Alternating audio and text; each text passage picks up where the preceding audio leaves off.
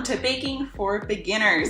Let's talk cheesecake. So one of the biggest things plaguing cheesecake bakers is lumpy cheesecake.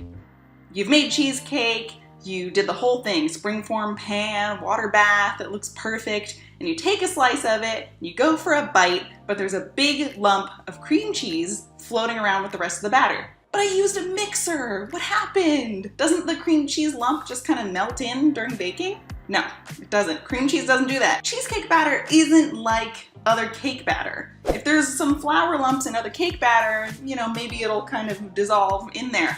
Cheesecake, cream cheese, not like that. If cream cheese is in the batter when it goes in the oven, it's gonna be in the batter when it comes out. So what you have to do is make sure there are no lumps in your cheesecake filling before it even hits the pan. So here's how you do it. To ensure a lumpless cheesecake, you need to start with room temperature ingredients. Cream cheese, eggs, we're looking at you mostly. Take the cream cheese, leave it out 2 hours-ish before you envision yourself making this cheesecake, and you'll be fine. You can see here that the cream cheese is really spreadable when it's at room temperature. Add room temperature eggs. If you add cold eggs to your mixture, it's gonna shock the saturated fat in the cream cheese, which, as we know with saturated fat, it will harden, and that will give you lumps. The next big thing is scrape. Get that rubber spatula and scrape, scrape, scrape for your lives.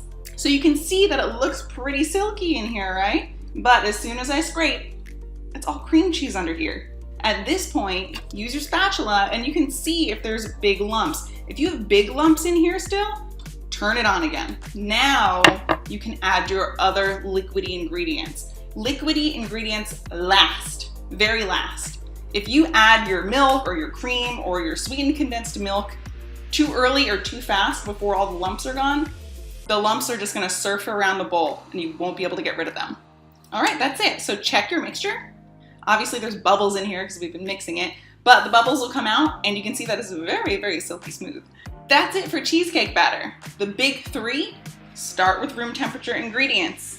Scrape the darn bowl. Very liquidy ingredients last, after all your lumps are blended in. Stay tuned to Lifehacker for some more baking tips and tricks.